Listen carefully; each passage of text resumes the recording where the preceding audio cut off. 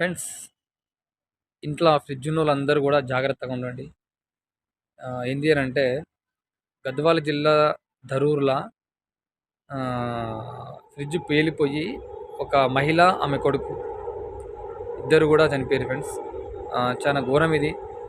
ఎందుకనంటే అసలు ఫ్రిడ్జ్ పేలడానికి కారణం ఏంది అనంటే, ఫ్రిడ్జ్ ఎప్పుడు పెట్టినా గూడా మనం గోడకి 15-20 సెంటీమీటర్ల దూరంలో ఉంచాలి. అంటే జాన నుంచి ఒక 2 జానలు 3 అట్లా ఉండాలి. గోడలకు ఆనుకోవద్దు ఎప్పుడైనా గూడా ఫ్రిడ్జ్. ఎందుకంటే ఆనుకోవడం వల్ల హీట్ అనేది బయటికి పోక ఆ గోడకి, ఆ ఫ్రిడ్జ్‌కి మధ్యలో ఉండి హీట్ ఎక్కిపోయి ఆ ఫ్రిడ్జ్ అనేది పేలిపోయే అవకాశం ఉంటది.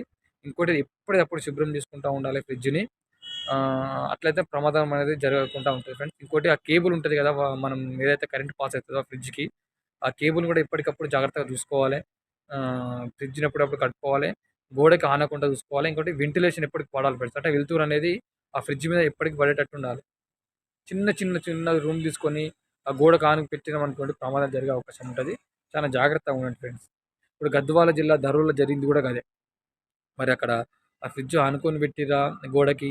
లేదంటే ఆ కేబుల్ ప్రాబ్లమా? లేదంటే ఇంక శుభ్రం చేయలేదా? ఏదో గాని మొత్తం మీదైతే మొత్తం ముగ్గురు ఫస్ట్ అయితే ముగ్గురు గాయపడ్డారు. ఇద్దరు మహిళలు, అబ్బాయి. గాయపడ్డ తర్వాత వాళ్ళని దవాఖానకు తీసుకుపోయారు. దవాఖానకు తీసుకుపోయిన తర్వాత ఒక రోజు ఉన్నారు దవాఖానలో పాపం.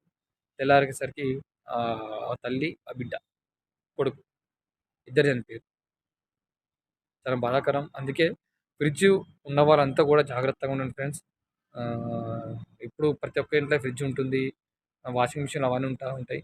కాబట్టి ఇవన్నీ ఎలక్ట్రీషియన్ సంబంధించినయి కాబట్టి, ఎలక్ట్రికల్ థింగ్స్ కాబట్టి, పరికరాలు కాబట్టి తప్పకుండా జాగ్రత్తగా వహించాలె. ఎప్పుడప్పుడు పర్యవేక్షిస్తుండాలి వాటిని. చూసుకోవాలి మరి ఆ నీళ్ళు కారుతున్నాయా? లేకపోతే గోడకు ఆనుకుందా ఫ్రిడ్జు అనేది ఎప్పుడప్పుడు పరిశీలించుకుంటుంటేనే ప్రమాదాలనేవి జరగకుండా ఉంటాయి ఫ్రెండ్స్.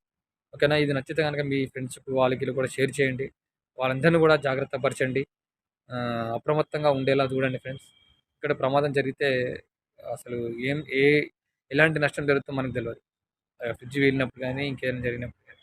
కాబట్టి జాగ్రత్తగా ఉండండి. మీ ఫ్రెండ్స్‌కి పంపించండి. ఫాలో చేయండి. ఓకేనా? బాయ్.